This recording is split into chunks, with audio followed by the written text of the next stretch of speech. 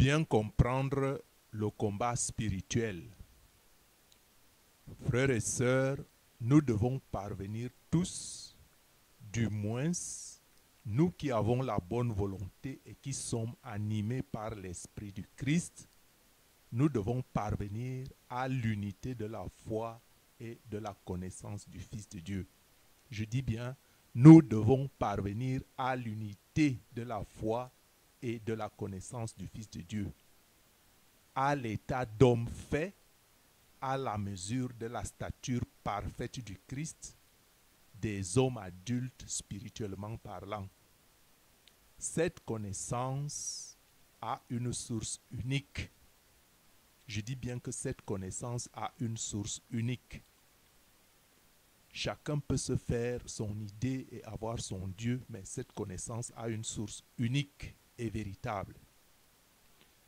Cette unité de la foi et de la connaissance du Christ dont parle Paul en Éphésiens 4:13, qui met en accent la nécessité d'avoir la stature d'homme parfait en Christ, cette stature qui me rappelle aussi une autre stature de certains chrétiens qui, eux, en sont encore au lait. Quand le même apôtre Paul nous dit en Hébreux chapitre 5 verset 13 que quiconque est encore au lait n'a pas l'expérience de la parole de justice, car il est un enfant, mais la nourriture solide est pour les hommes faits à la stature parfaite, pour ceux dont le jugement est exercé par l'usage à discerner ce qui est bon et ce qui est mal. Donc, frères et sœurs, la nourriture solide aux adultes et les laits aux enfants. Bien sûr, il s'agit ici de la nature spirituelle. Frères et sœurs, beaucoup de croyances maintiennent les chrétiens dans la stature d'enfants spirituels, ne pouvant boire que le lait toute leur vie durant. Beaucoup de religions se combattent les unes contre les autres, pour un gain, je dirais plutôt sordide, sans vraiment s'occuper des âmes. Le royaume des cieux, dans lequel eux-mêmes n'entreront pas. Ils empêchent les gens d'entrer au ciel et eux-mêmes n'entreront pas. Pourquoi? Parce que beaucoup ont implanté des systèmes de croyances qui maintiennent le corps du Christ dans les filets de Satan. Certains chrétiens, pourtant supposés fils de Dieu, Dieu créateur des cieux et de la terre et de tout ce qui existe, de tous les univers, ces chrétiens fils de Dieu sont réduits aux pleurs, à la peur de Satan qui nous maintient dans un état fébrile, d'impuissance. Nous sommes des victimes impuissantes devant le mal grandissant. Nous sommes vaccinés dans un sommeil spirituel où l'on ne peut pas émerger. Un système qui fait croire que les choses sont normales comme elles sont, parce que les enseignements de beaucoup sont ciblés pour maintenir des adultes d'âge, mais encore bébés spirituels, dans un état de soumission, pour ne pas dire subordination, qui aliène, dans un système d'hiérarchie nécessitant des études théologiques, philosophiques, où règne la domination, l'intimidation, allant jusqu'à la manipulation du savoir, de la connaissance de Dieu.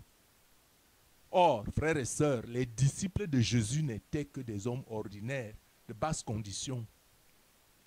Leur exemple est notre modèle. Leur exemple est notre modèle. Leur exemple est notre modèle du seul enseignement qu'ils ont reçu de leur maître. Aussi notre maître et Seigneur Jésus-Christ, de qui, par son enseignement terrestre, sont nées les églises que nous connaissons aujourd'hui et qui n'ont rien avec l'église primitive qui était animée de l'Esprit Saint et consolateur qu'il leur avait promis. Or, La connaissance théologique et les études universitaires dans des institutions religieuses ne donnent pas forcément l'Esprit Saint à qui que ce soit. La manipulation consiste à faire croire à ceux qui veulent vraiment mettre leur espérance en Jésus-Christ que la connaissance de Dieu passe par les hautes études universitaires, comme des docteurs et autres gros titres du clergé. Je n'ai rien contre ça. Moi aussi, je suis instruit. Donc, on fait croire aux gens que croire en Dieu, c'est des études universitaires, des doctorats, faire un doctorat, faire des écoles de théologie et tout ça avec des gros titres. Ce qui n'est pas vrai. Ce qui est archi faux. Je répète que ce n'est pas vrai et que c'est archi faux. Que l'Esprit Saint ne descend pas par un individu ou sur un individu parce qu'il aurait fait des études théologiques ou universitaires. Que ce soit n'importe quelle grande école ou institution pédagogique, je ne sais pas moi, catholique, protestant ou quoi que ce soit, je dis religieux parce que je ne cible personne. Les disciples de Jésus étaient en majorité des pécheurs, avaient des métiers simples. Ce qui veut dire qu'une élite essaye volontairement de maintenir la vérité prisonnière pour satisfaire l'égoïsme. L'égoïsme humain en but de pouvoir, en menant la confusion entre le faux et le vrai, le faux enseignement et le vrai enseignement, la vraie connaissance de Dieu et la fausse connaissance des hommes, la fausse connaissance des hommes qui règne et s'enracine parce qu'on donne une espèce de connaissance qui empêche d'accéder à la connaissance vraie de Dieu qui libère. Comme nous dit les Saintes Écritures que vous connaîtrez la vérité et la vérité vous affranchira.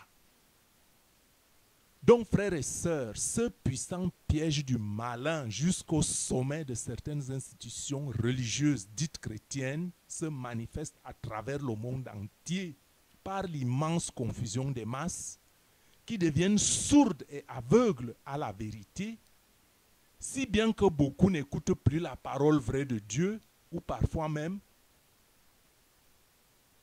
le mal et le péché sont confondus et applaudis. Et ouvertement, le bien est devenu mal et le mal devient bien. Frères et sœurs, je ne doute pas et je ne suis pas dupe de penser qu'il suffit de parler de Dieu pour être vrai. Encore qu'il faut le montrer par les actes. Parce qu'il y a aussi des bergers galeux, et on doit le dire, qui viennent comme des agneaux, mais en fait ce sont des loups. Ils sortent avec le nom de Dieu pour faire du mal, pour détruire, pour disperser le troupeau. Le peuple de Dieu. Et que dire alors de la droiture et de la justice? Frères et sœurs, ce sont pour certains des légendes d'antan. Si bien que les gens deviennent donc rebelles à Dieu et deviennent rebelles à tout ce qui est saint. Ils adoptent toutes sortes de perversions en se tournant vers n'importe qui ou n'importe quoi pour chercher une solution facile à leur peine et au mal grandissant, donnant un climat d'insécurité et la conviction d'un Dieu qui n'existe pas, ou qui existe et qui ne ferait pas bien son devoir, ou qui existe et qui serait injuste, ou même qui ne s'occuperait pas des hommes. Cela conduit beaucoup, disons, à de la sorcellerie. Bon, on ne le dira pas ouvertement parce que personne ne le dira ouvertement. La sorcellerie va rester un tabou dans toutes les bouches, mais la majorité la pratique sourdinement, pourvu qu'on ne soit pas vu. Quand on cause avec certains chrétiens, frères et sœurs, l'on n'entend pas mal de convictions, comme par exemple chacun a son Dieu, chacun a sa croyance. Beaucoup affirment que les Saintes Écritures ont été rédigées par les hommes, donc on ne peut de toute façon pas croire que c'est à 100% vrai. En fait, il faut relativiser les Saintes Écritures. Sans toutefois se poser la question de savoir alors d'où vient le système de croyance que ceux-là qui pratiquent, qui condamnent ou bien critiquent les Saintes Écritures ou qui relativisent les Saintes Écritures, d'où vient leur système de croyance que eux ils pratiquent. Bon, je ne peux pas répondre à leur place, mais beaucoup vous renverrez aux parents et aux ancêtres. C'est une tradition, c'est une culture. Ce qui est, sur un certain point de vue, compréhensible, que nous sommes tous le produit de l'éducation familiale, scolaire et socio-culturelle. Bref, des hommes. Mes frères et sœurs, quand on se veut un chrétien sérieux et vrai, peut-on penser que si la Bible est écrite des hommes, que ce n'est pas sous inspiration divine, ou alors que Dieu serait incapable de mener à bout ce qu'il a entrepris? On pourrait aussi se poser la question, par quels moyens certains soi-disant donc chrétiens auraient-ils voulu voir Dieu donner sa parole aux hommes si ce n'était pas la Bible? Vous voyez comment les filets et les réseaux sataniques organisés jettent le discrédit sur les Saintes Écritures et empêchent ceux qui cherchent vraiment Dieu, mais qui sont trompés, aveuglés, dupés par la manipulation des autres. Vous voyez que ces réseaux jettent le discrédit sur les Saintes Écritures pour donner importance à des écrits qui sont aussi des hommes et pourtant auxquels ceux-là qui critiquent la Bible croient. J'aurais même entendu certains dire qu'il y a plusieurs Bibles. Alors que moi, je leur répondrai, lisez donc au moins la Bible qui appartient à votre système religieux. Et pour ceux qui veulent aller loin, il y a les concordances bibliques. Pour ceux qui lisent plus d'une Bible ou plus d'une traduction à la fois. Et même que ceux-là savent que le problème des traductions est souvent la base des légères différences dans certains textes. Hormis ceux qui ont prêté allégeance à Satan de traduire la Bible en faussant la parole de Dieu expressément. Donc, s'il y a des légères différences à cause de la traduction et que vous avez deux Bibles, vous comparez les textes. Et cela ne doit pas être à l'origine de ne pas vouloir écouter la parole de Dieu écrite par le Dieu d'Israël, le Dieu, le Seigneur, le Créateur du ciel et de la terre, qui a écrit sa loi sur les tables de pierre à Moïse au mont Sinaï. Et c'est le même Dieu qui a inspiré ses prophètes sous l'influence du Saint-Esprit que nous-mêmes nous implorons. Et c'est le même Dieu qui nous a envoyé Jésus-Christ pour nous enseigner. Donc, un enseignant intelligent, je vais dire un homme intelligent, doit être à l'écoute. Mais quand on ne veut pas écouter, c'est qu'il y a un problème. On doit d'abord écouter. Si tu es un chrétien sage, un chrétien intelligent, écoute d'abord et puis essaye de demander le discernement, essaie de voir ce qui est vrai, ce qui est faux, essaie d'avoir une connexion personnelle avec le Seigneur et lui demander, Seigneur, ceci, cela. Ou bien, si vous avez des gens de confiance à qui vous pouvez vous confier, vous avez quand même quelqu'un à qui vous pouvez vous confier. Donc, quand on ne veut pas écouter, moi, cela me renvoie, je dirais, tout simplement à de la manipulation, à la domination, à l'intimidation de Satan par ses réseaux qui influencent les êtres vivants. La manipulation de l'esprit des chrétiens qu'on veut voir maintenus enchaînés comme des ouailles destinées pour l'abattoir, pour la boucherie. Alors, pourquoi s'étonne-t-on que tant de pleurs, tant de peur au milieu des chrétiens, au sein du peuple de Dieu? Que règne cette confusion?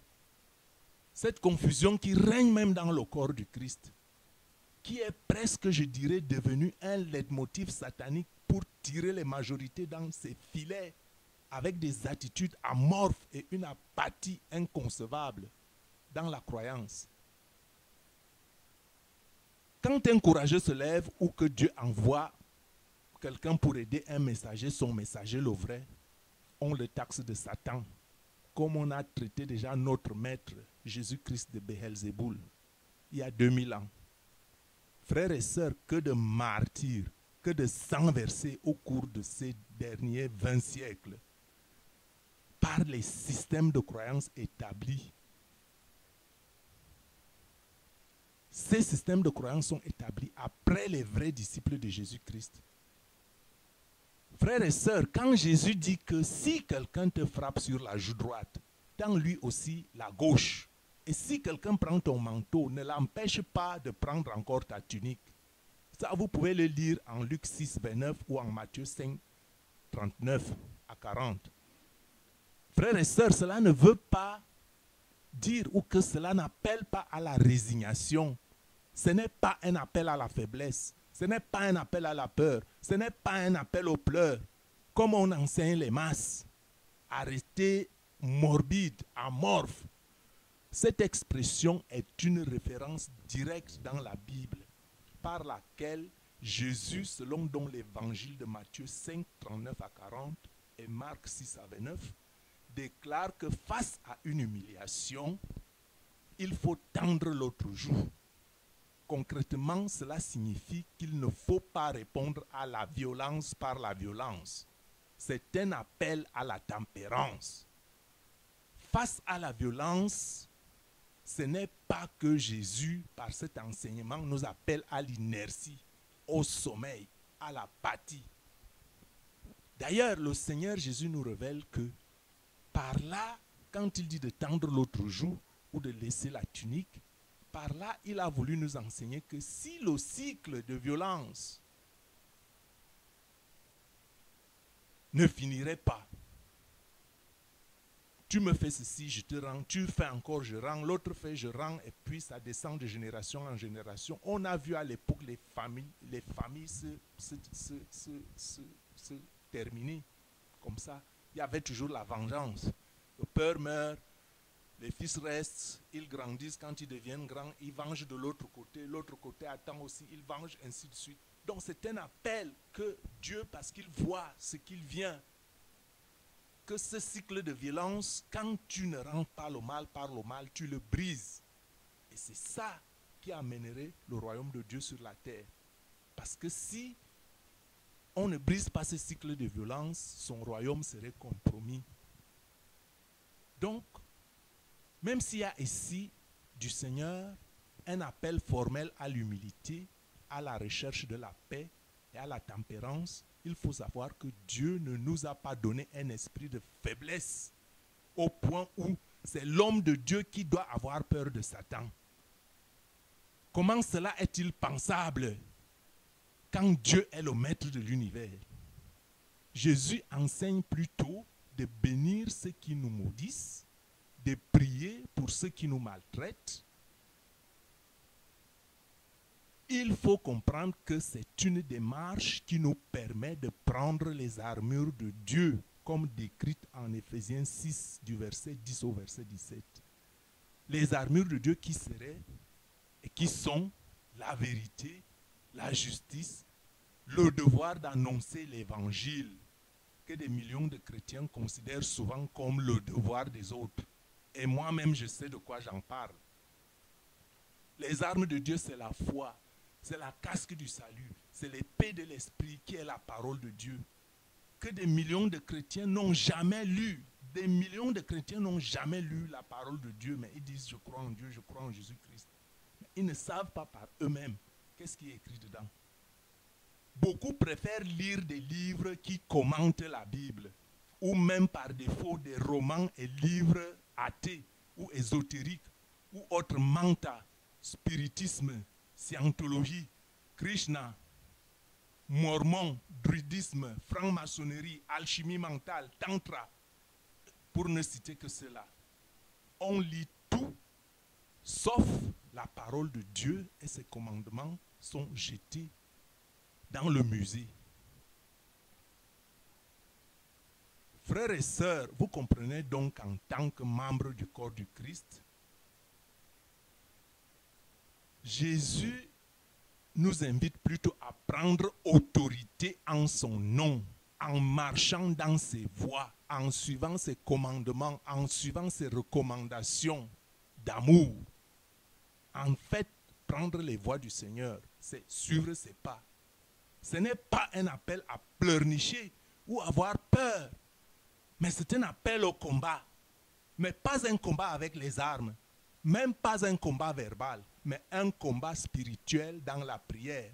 Car nous n'avons pas à lutter contre la chair et le sang, mais contre la révolte de Lucifer qui veut conduire avec lui et même les élus de Dieu, il veut les séduire et les conduire avec lui dans l'abîme. Il ne veut pas aller seul et il séduit le monde entier et la race humaine pour la mener à la destruction, pour faire mal à Dieu.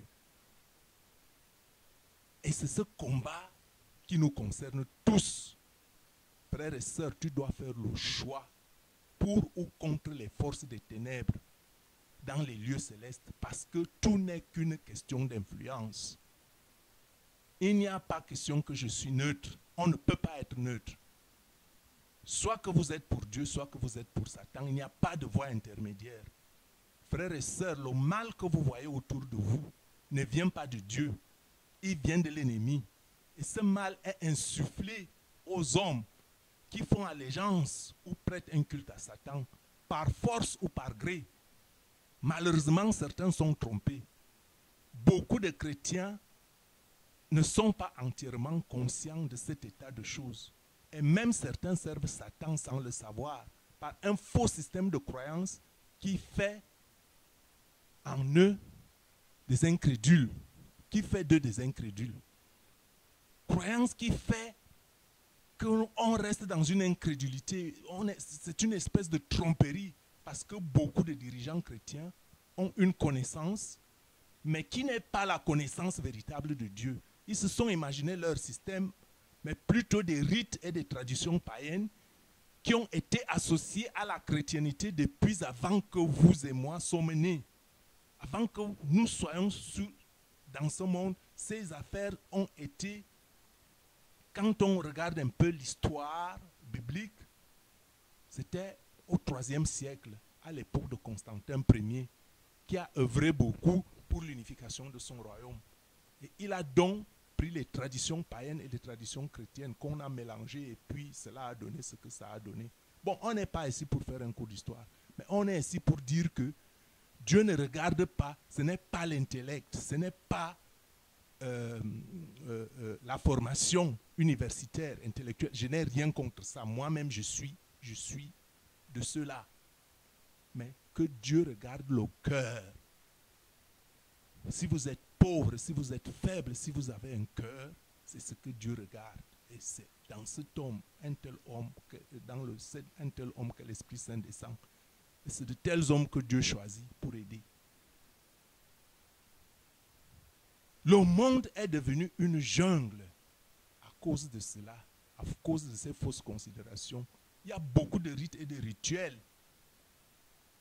qui sont une abomination au Seigneur, mais que certains prennent comme de la louange.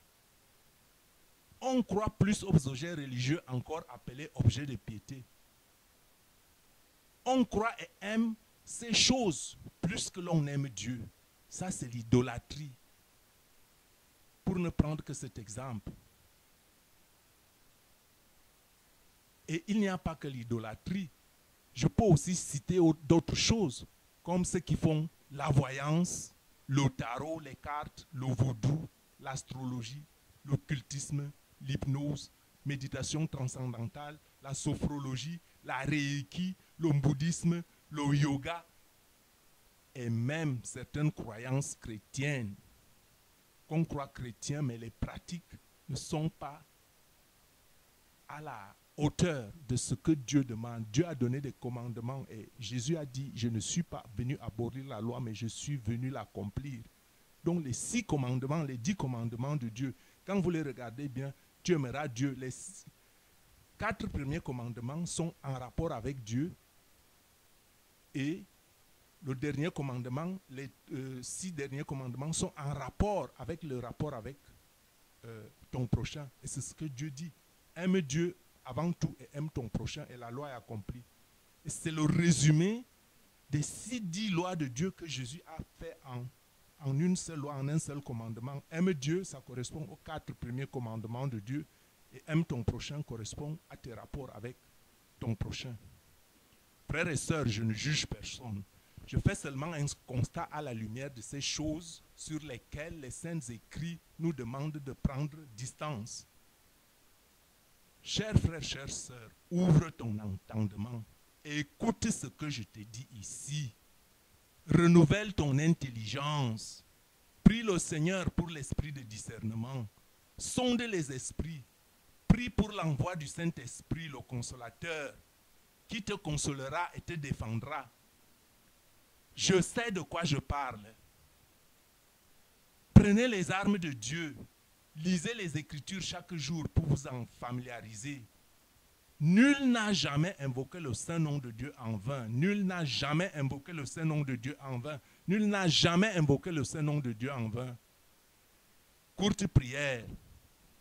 Seigneur Jésus, envoie-nous tes anges, des myriades, nous secourir dans notre combat pour neutraliser Satan et ses anges des ténèbres.